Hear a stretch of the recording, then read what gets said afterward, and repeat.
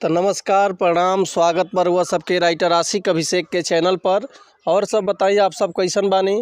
उम्मीद करते रउआ सब भी बढ़िया होखब, अच्छा होखब।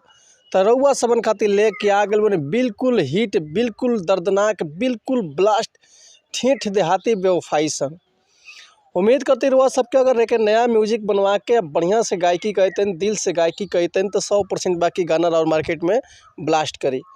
जैसे कि बहुत पुराना ट्रैक है, बहुत पुराना ट्रैक पर एक भोजपुरी बेवफाई संग लेके आ गइल बनी। ऐसे पर रुआ समझ से एगो बात कहल चाहब कि अगर रुआ गायकी में इंटरेस्ट बा, गायकी कल चाहत तनी रुआ के बढ़िया मैटर नहीं मिलत, बढ़िया से गाना नहीं मिलत, तो अगर हमारा चैनल पर रुआ आ गइल बन तो रुआ सबके निराश भइला के जरूरत नहीं है। काहे से कि रुआ सबन खातिर हम हर एक प्रकार के सॉन्ग लिखिले, हिंदी होके चाहे भोजपुरी होके, चाहे रुआ भोजपुरी में कोनो भी ट्रैक पर गाना लिखवा सकिले बिल्कुल उचित चार्ज पर। तो ऐसे कहल चाहब कि अगर वो हमारा चैनल पर आ गए तो चैनल के लाइक करी, सब्सक्राइब करी और बेल आइकन प्रेस कर दी ताकि कोनो वीडियो अपलोड करी तो सबसे पहले नोटिफिकेशन रुआ सबन के मिले। अगर वीडियो रुआ सबके अच्छा लगा तो एगो प्यारा सा कमेंट कर दी। तो चलिए देर ना करते हुए आज के मैटर देखल जाए कैसे बा, कौन लय है, कौन धुन रुआ सबन के हम गा के बताओ तनी।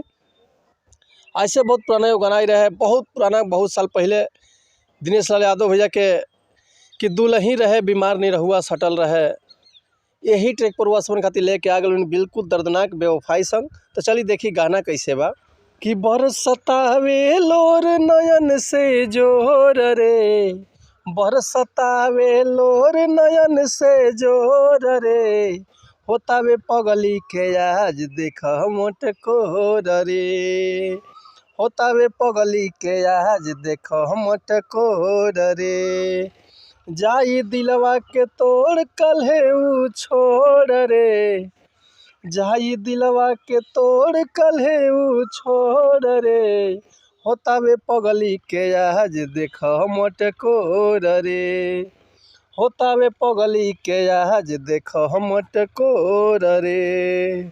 तो उम्मीद करते मैटर हुआ सबके बेहद पसंद आयल हो। अगर ये गाना के फुल लिखवावल चाहतन तो डिस्क्रिप्शन में हमारे कॉन्टैक्ट नंबर बा, व्हाट्सअप नंबर बा, कॉल कर सकले, व्हाट्सअप कर सकले, रुआ के बिल्कुल उचित चार्ज पे फुल गाना मिल जाए। एक बार हुआ सबका अपन कॉन्टैक्ट नंबर बताते हैं। हमारे कॉन्टैक्ट नंबर बा 8178 24 48 75 और व्हाट्सअप के भी नंबर बा है 8178 24 48 75। तो रुआ कॉल कर सकले, व्हाट्सअप कर सकिले। ऐसे पहले रुआ सबसे कहल चाहब कि अगर हमारा कौनो गाँव में मिस्टेक होता तो बेहद क्षमा चाहतनी। ऐसे कि हम गायक तो हैं ना, रुआ सबन के खाली बता सकिले, समझा सकिले। ये रुआ ऊपर डिफेंड करता रुआ जितना बढ़िया से सजा के, जितना बढ़िया से गायकी करब उतना बढ़िया से और गाना मार्केट में ब्लास्ट करी। तो चलिए मिलते हैं नेक्स्ट वीडियो में कुछ नया गाना, कुछ नया धुन, कुछ नया कंपोजिशन लेके। तब तक ले रुआ सब्सक्राइब चाहतनी। अगर रुआ कोनो भी तरह के म्यूजिक भी बनवाल चाहतनी तो बेहिचक कॉल कर सकिले, व्हाट्सअप कर सकिले। तो नमस्कार प्रणाम, जय हिंद, जय भारत, जय भोजपुरी समाज, हर हर महादेव, जय माता दी।